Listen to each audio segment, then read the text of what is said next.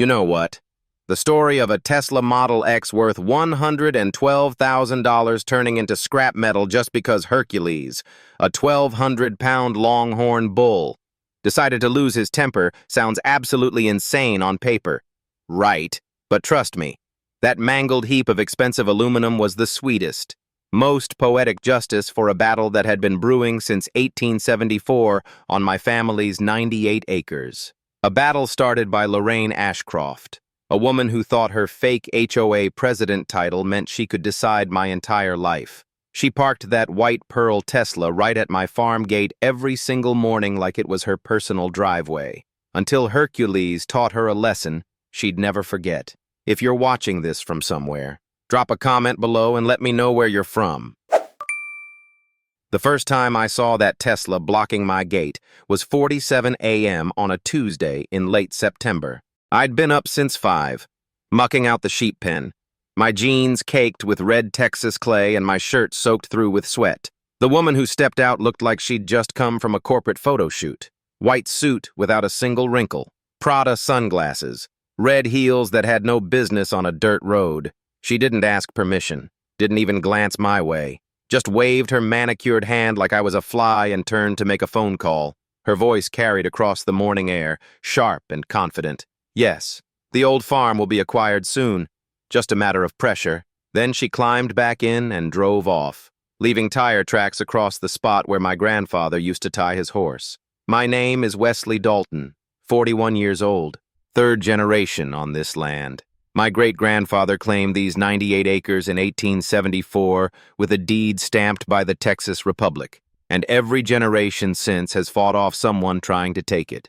Developers, county road expansions, and eminent domain threats. This wasn't the first time someone thought they could push a Dalton off his own dirt.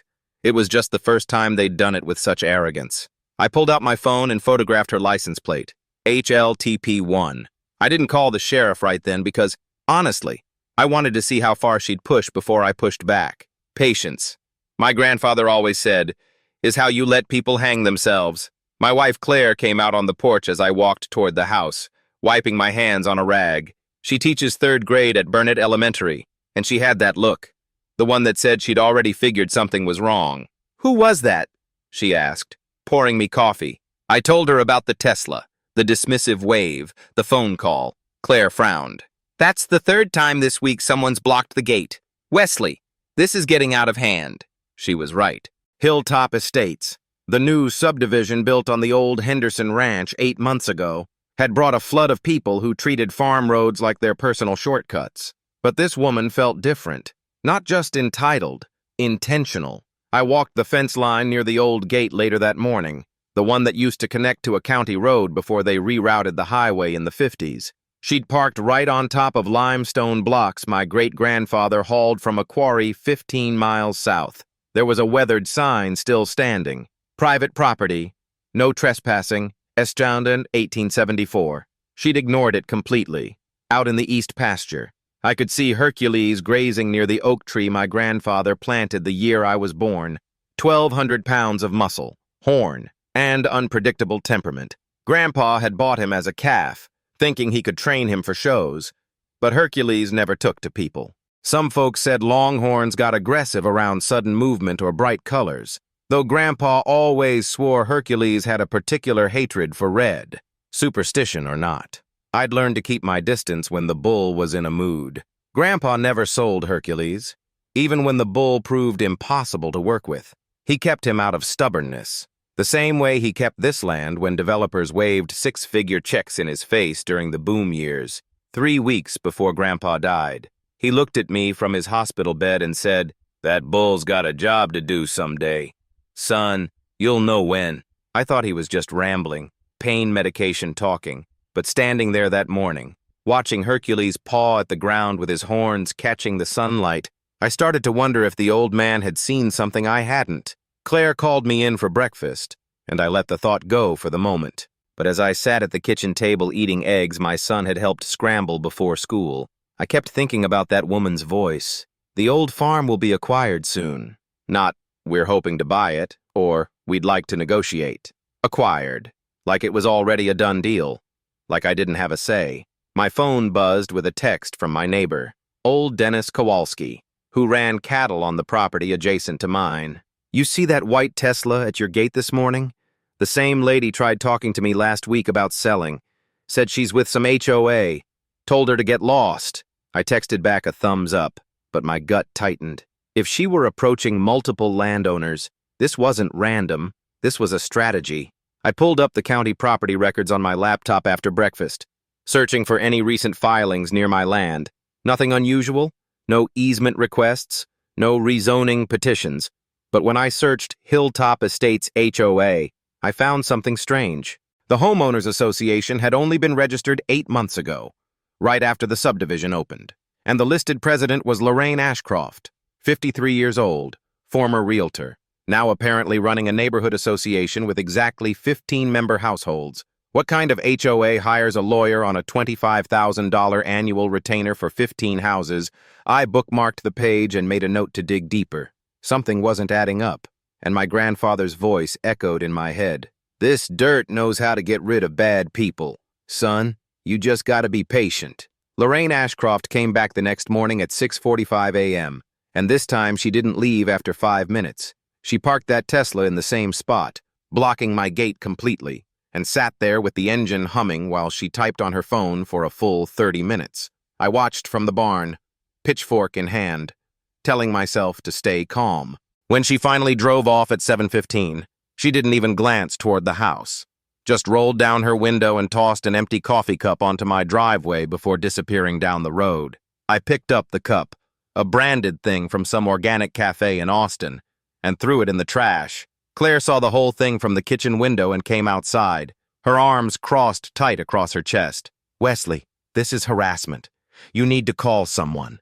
I knew she was right, but something told me to wait just a little longer. I wanted to see the full pattern before I made my move, so I did what my grandfather would have done. I started documenting everything. I went into town that afternoon and bought 2 security cameras from the hardware store, $340 total, and installed them on fence posts facing the gate. One caught the full view of the entrance, the other angled toward the road to capture license plates. If Lorraine wanted to keep playing this game, I was going to make sure I had every second on record. That night, I sat down at my desk and pulled up the Texas property code on my laptop, searching for the exact statute on criminal trespass. Section 30.05 was clear. Entering or remaining on someone's property without consent, after receiving notice to depart, was a Class B misdemeanor. I bookmarked the page and made a note to call the Burnett County Sheriff's Office in the morning. But Lorraine escalated before I could make that call. On Thursday morning, I woke up to find that a section of my wooden fence near the old gate had been knocked down. Not damaged by weather or animals, deliberately pushed over. The posts snapped clean at the base. The wood splintered like someone had driven through it. The tire tracks in the dirt were wide, consistent with an SUV, but I couldn't prove it was her Tesla. Still, the timing was too convenient to be coincidence. I pulled out my phone and called Deputy Johnson at the sheriff's office, a guy I'd known since high school. He showed up 40 minutes later, took photos, measured the tire tracks, and filled out an incident report. "This is trespassing and vandalism, Wes," he said, handing me a copy of the report. "If she comes back, call me immediately. We'll cite her on the spot." I thanked him and watched his cruiser disappear down the driveway. Over the next week, Lorraine continued showing up every morning at 6:45 a.m. like clockwork, always blocking my gate for 15 to 30 minutes. On Saturday, she dared to wave at me when I came out to check the mailbox. A big fake smile plastered on her face like we were neighbors having a friendly chat. I didn't wave back. I just stood there, arms crossed, until she got uncomfortable and drove away. The cameras caught everything. Her entering my property without permission, her photographing my land, and her blocking access to my own driveway. By the end of that week, I had 6 full days of footage, time-stamped and saved to a hard drive locked in my desk drawer. That Sunday afternoon, I started digging deeper into Hilltop Estates. I pulled up the county property records again and cross-referenced every recent land sale within 2 miles of my farm. What I found made my stomach drop. Over the past 10 months, 6 parcels of land around my property have been quietly purchased by a company called Lone Star Ventures, LLC. The sales were staggered, none of them flashy, but together they nearly surrounded my 98 acres, leaving my farm landlocked except for one access road. I searched the Texas Comptroller's website for Lone Star Ventures and found the registered agent listed as Gerald Ashcroft, Lorraine's husband. Suddenly, the whole picture snapped into focus. This wasn't about a shortcut or HOA rules. This was about land acquisition, and my farm was the missing piece they needed to complete whatever deal they were building.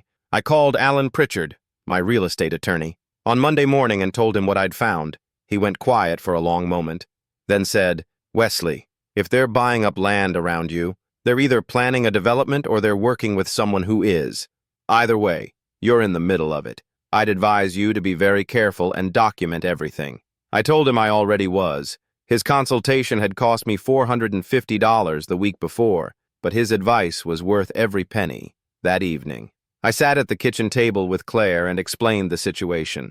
She listened without interrupting, her face growing paler with every detail. When I finished, she reached across and squeezed my hand. "What are we going to do?" she asked. I looked out the window toward the east pasture, where Hercules was grazing under the oak tree, his silhouette dark against the sunset. "We're going to make sure they know this land isn't for sale," I said, "and if they push harder, we'll push back twice as hard." The next Tuesday morning, Lorraine showed up at 6:43 a.m., 2 minutes earlier than usual, but this time, she wasn't alone. A man in a suit climbed out of the passenger side, carrying a briefcase, and they both walked right up to my porch like they had an appointment. This wasn't standard legal procedure, and I knew it. This was pure intimidation, showing up unannounced with a lawyer to rattle me. I met them at the door before they could knock. "Can I help you?" I asked, keeping my voice level. Lorraine smiled, that same fake warmth she'd used before. "Mr. Dalton, this is my attorney, Richard Kemp.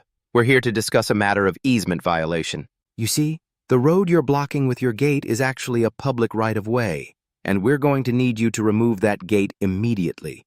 I stared at her, then at the lawyer, then back at her. "Ma'am," I said slowly, "that gate has been there since 1962, and this is private property. If you step one more foot onto my land without permission, I'm calling the sheriff." Her smile didn't falter. She just handed me an envelope and walked back to her car. Inside was a letter on a law firm letterhead, threatening to sue me for $50,000 in damages for public nuisance. I stood there holding that letter, watching her Tesla disappear down the road, and for the first time, I felt the full weight of what I was up against. This wasn't just some entitled HOA president throwing her weight around. This was organized, calculated, and backed by money. But if Lorraine thought a legal threat would make me fold, she didn't know the Daltons. My great-grandfather had fought off railroad companies trying to seize this land through eminent domain in the 1890s. My grandfather had stared down developers waving six-figure checks during the boom years. And I'd be damned if I let some woman in a white suit take what 4 generations of my family had protected. I folded the letter, put it in my desk drawer next to the hard drive full of security footage, and started planning my next move. The letter threatening to sue me for $50,000 sat on my desk for 3 days before Lorraine made her next move. This time, she didn't come to my gate. She went online. Claire found it first, scrolling through her phone on Thursday evening while we were cleaning up after dinner. She went quiet, her face pale, and handed me the screen without saying a word. There it was, a post in a community group for Hilltop Estates and surrounding areas, written by Lorraine Ashcroft herself. Concerned about an uncooperative neighbor refusing community development plans, farm property is creating environmental concerns, uncontrolled livestock, and odor complaints affecting property values. Resident refuses dialogue. Below the text was a photo she'd taken from the road, showing Hercules standing near my fence. The angle made him look massive and aggressive, head lowered, horns prominent, though anyone who knew cattle could tell he was just grazing. The caption read, "Dangerous animal, no proper containment." 124 people had already seen the post. 37 comments, most of them from people I'd never met, piled on with agreement, apparently. Rumors had been circulating in Hilltop Estates for weeks that the old farm was dragging down property values, and Lorraine had just lit the match. "That farm has been an eyesore for years," Why should one person hold up progress for the whole community? Only Dennis Kowalski, my neighbor, pushed back. That's private property, and Dalton's family has owned it since the 1800s. Leave the man alone. But his comment was buried. Claire sat down across from me, her hands trembling slightly. Wesley, the kids at school are going to see this. Parents talk. This is going to affect our son. She was right, and that hit harder than any legal threat. Lorraine wasn't just attacking my land anymore. She was attacking my family's reputation. I closed the phone and took a deep breath. My grandfather used to say that when someone throws mud at you, you don't throw it back. You let them dig their own hole while you build your case. So that's what I decided to do.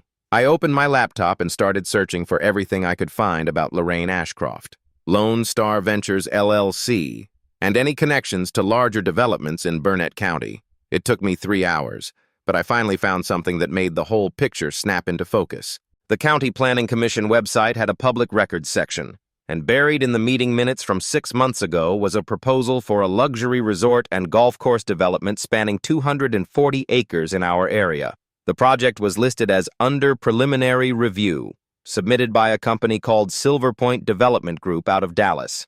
No names were attached to the local land acquisition, but the location on the map matched almost perfectly with the parcels Lone Star Ventures had been buying, and right in the center of that map, like a missing puzzle piece, was my 98-acre farm. I took screenshots and sent them to Alan Pritchard with a message. Found the motive? Call me when you can. He responded within 20 minutes, asking me to come to his office first thing Friday morning.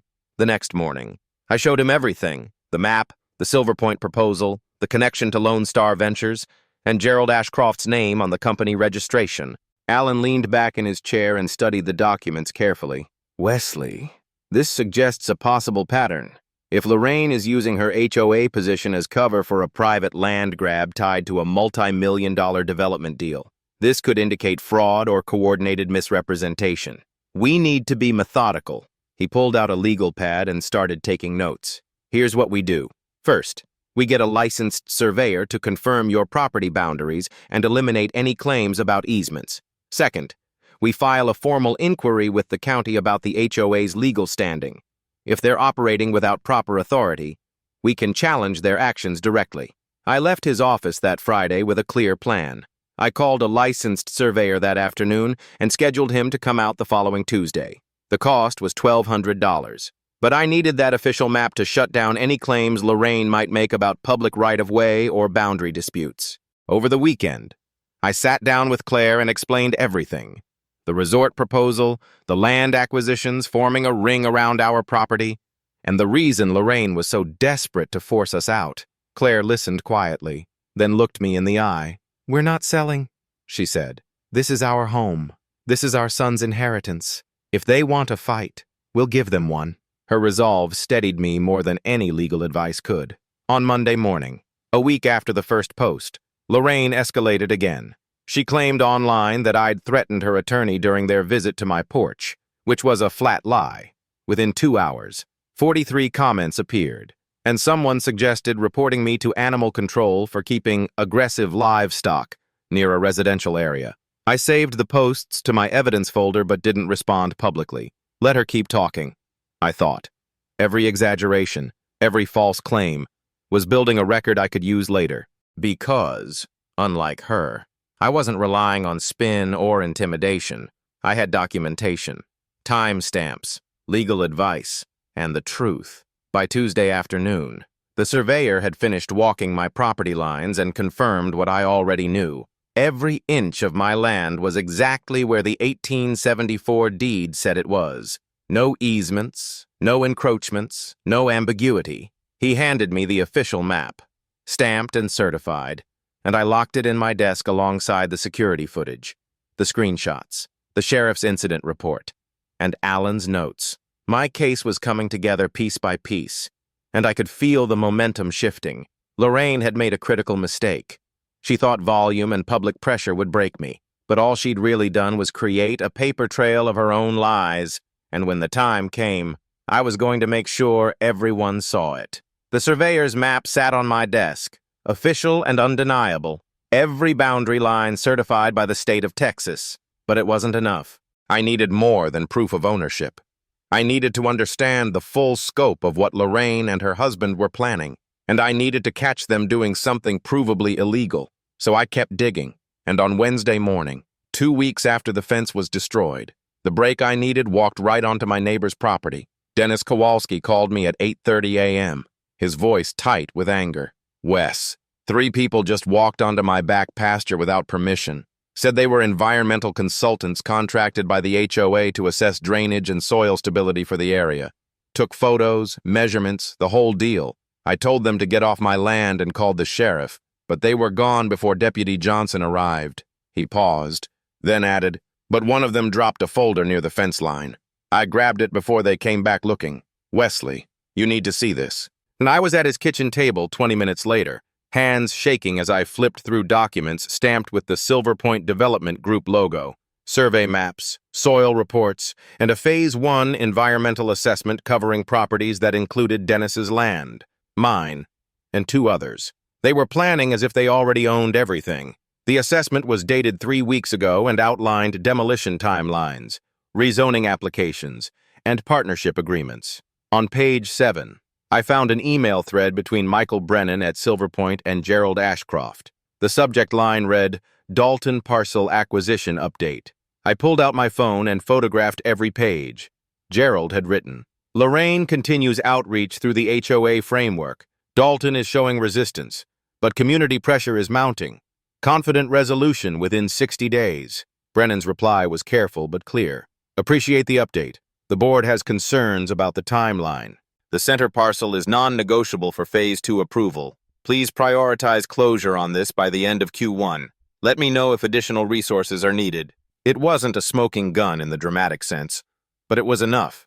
It proved coordination, intent, and a timeline that aligned perfectly with Lorraine's harassment campaign. I thanked Dennis and told him to lock the folder somewhere safe. Then I drove to Alan Pritchard's office and showed him the photos. He reviewed them methodically, taking notes on his legal pad without the theatrics I half expected. When he finished, he set down his pen and looked at me. "This is useful, Wesley. It establishes a pattern of coordination between Lorraine, her husband, and a commercial developer, combined with your other evidence. We have grounds to request an emergency hearing with the County Commissioner's Court." He pulled up the county procedures on his computer. "Normally, these take weeks to schedule, but given the documented trespassing, property damage, and potential fraud involving multiple landowners, we can file under expedited review. If the commissioners agree it's urgent, we could get a hearing within days." Alan drafted the formal complaint that afternoon while I sat across from him, going through every piece of evidence methodically. Security footage of Lorraine blocking my gate and the destroyed fence, screenshots of her false posts, the County Planning Commission map showing the Silver Point Resort proposal, the surveyor's certified boundary map, photos of the email thread, and affidavits from Dennis Kowalski and 2 other neighbors, confirming that Lorraine had approached them with vague threats about property values and HOA authority. By Friday morning, Alan filed the complaint. By Monday afternoon, we had our answer. The County Commissioner's Court had approved an emergency public hearing for the following Thursday at 10 a.m. The rapid turnaround was unusual, but the commissioners had flagged the complaint as involving potential fraud affecting multiple property owners. A reporter from the Burnett Bulletin had already requested to attend. I sat in my truck outside the county clerk's office after picking up the hearing notice, reading the date and time over and over. Thursday, 10 a.m., public record, open to anyone who wanted to attend. This was it, the moment I'd been building toward since that first morning. Lorraine blocked my gate, but even as relief settled over me, I felt a coil of tension in my chest. Lorraine had spent weeks painting me as the problem, rallying strangers to her side, using her fake authority to intimidate not just me, but my neighbors. Now she'd have to answer for all of it in front of the community, under oath, with a county attorney watching.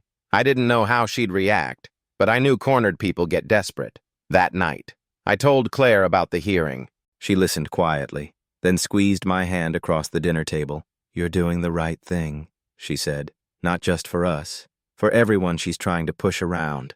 I nodded, but my mind was already running through what could go wrong. What if Lorraine brought her own lawyer and tried to bury us in procedural motions? What if the community sided with her despite the evidence? What if she escalated one more time before Thursday? I pushed the thoughts away and focused on what I could control. I had documentation, witnesses, legal representation, and the truth. Lorraine had lies, pressure tactics, and a development deal that was about to collapse. The math wasn't hard. I just had to stay steady for 6 more days. Wednesday night, the night before the hearing, I couldn't sleep.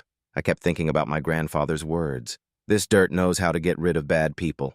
I'd always thought he meant it metaphorically, that the land would outlast the troublemakers through sheer stubbornness. But lying there in the dark, listening to the wind move through the oak trees outside, I wondered if he'd meant something more literal, something I couldn't predict or control, something that would happen exactly when it needed to.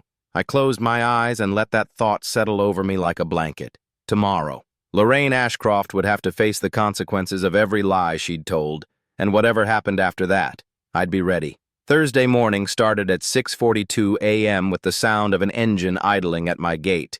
I was already dressed for the 10 a.m. hearing at the County Commissioner's Court when I looked out and saw that white Tesla Model X parked in Lorraine's usual spot. She stepped out wearing a bright red suit jacket, white blouse, and heels that sank into the dirt.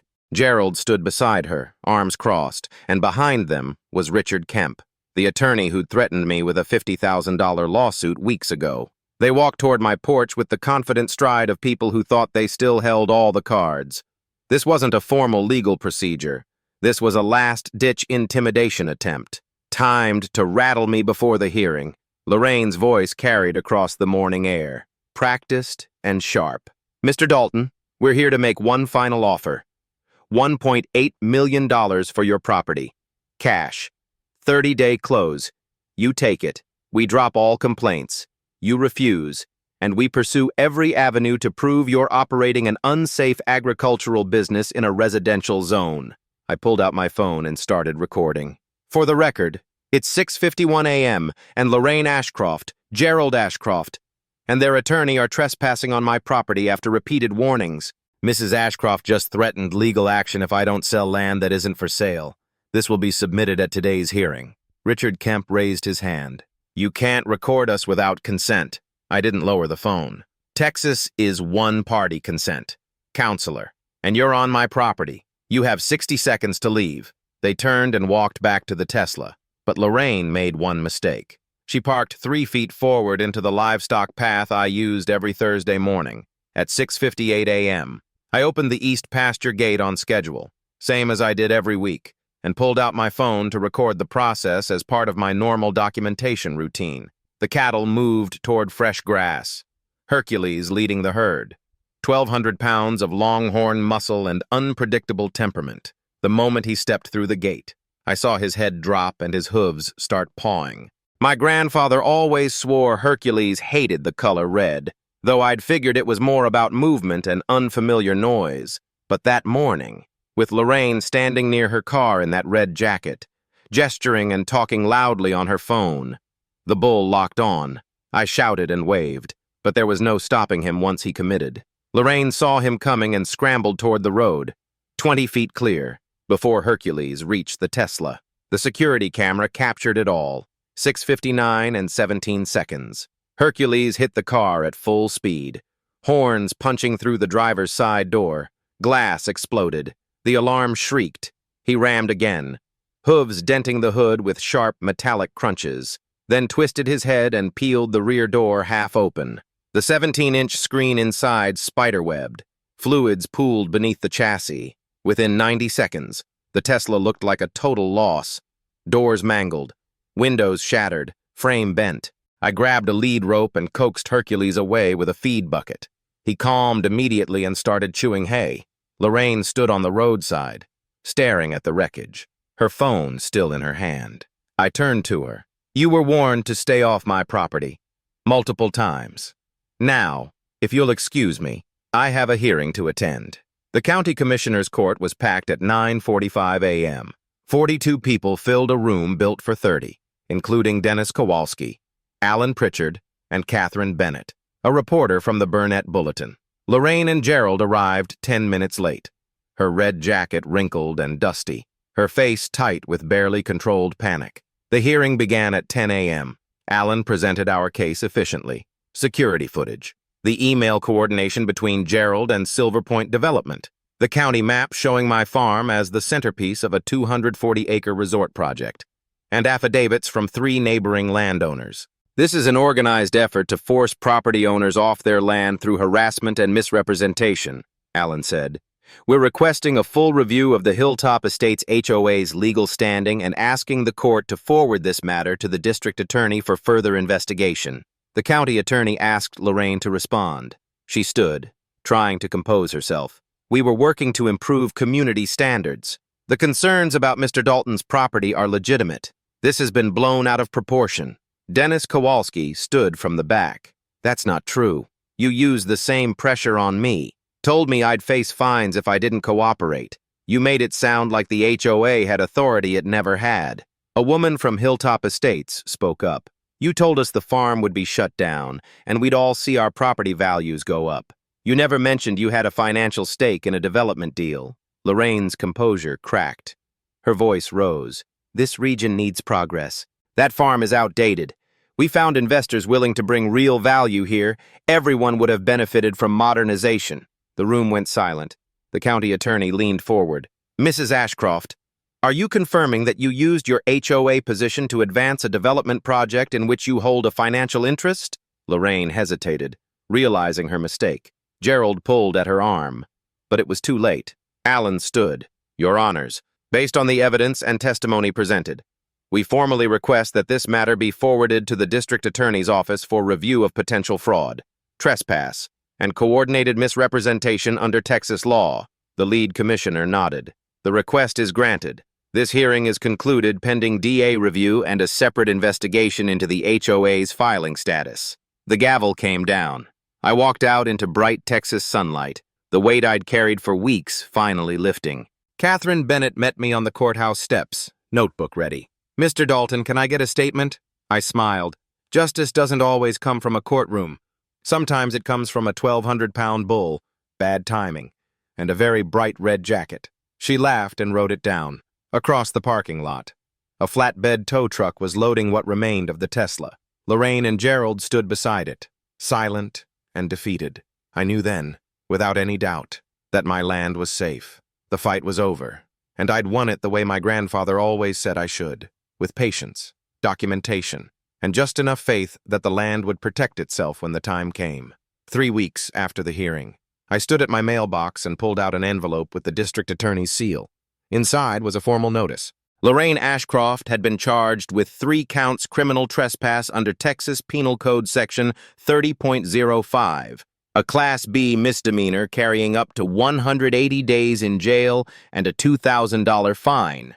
Fraud in real estate transactions, a Class A misdemeanor with a $4,000 penalty, and conspiracy to defraud, elevated to a 3rd-degree felony due to the coordinated nature of the scheme with Silver Point Development. Her sentence came down to 2 years probation, 300 hours of community service, and a 10-year ban from holding any HOA leadership position in Texas. Gerald Ashcroft's company, Lone Star Ventures LLC, was dissolved by court order, and he paid $25,000 in fines for filing fraudulent business documents. The financial penalties were significant, but the social consequences hit harder. Within days of the Burnett Bulletin running Catherine Bennett's front-page story, the article spread across the state, shared 2,400 times online, with 340 comments supporting my family's stand against HOA overreach. The civil side resolved just as decisively. Alan Pritchard filed a lawsuit on my behalf and on behalf of Dennis Kowalski and 2 other affected landowners, seeking damages for harassment, property destruction, and emotional distress. Lorraine and Gerald settled out of court 3 weeks later. I received $12,500, enough to cover my legal fees, the security cameras, the surveyor's work, and the fence repairs with a little left over. More importantly, the Hilltop Estates HOA was formally declared invalid by the county. The organization had never filed the proper 2/3 majority signatures required under Texas Property Code Section 209.004. 8 of the 15 households had signed on, but 4 of those signatures were forged. The remaining homeowners were refunded their fees.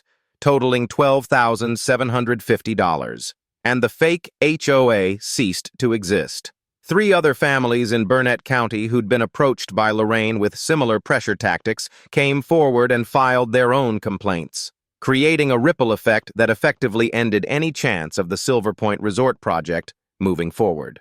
On a Saturday morning in early November, 6 weeks after everything concluded, I walked out to the east pasture with my 9-year-old son. We stood near the oak tree my grandfather had planted 41 years ago, and I showed him the new sign I'd mounted on the main gate. It read, Dalton Family Farm, established 1874, private property, protected by Texas law and Hercules the Bull. Below the text was a silhouette of a longhorn with its horns raised.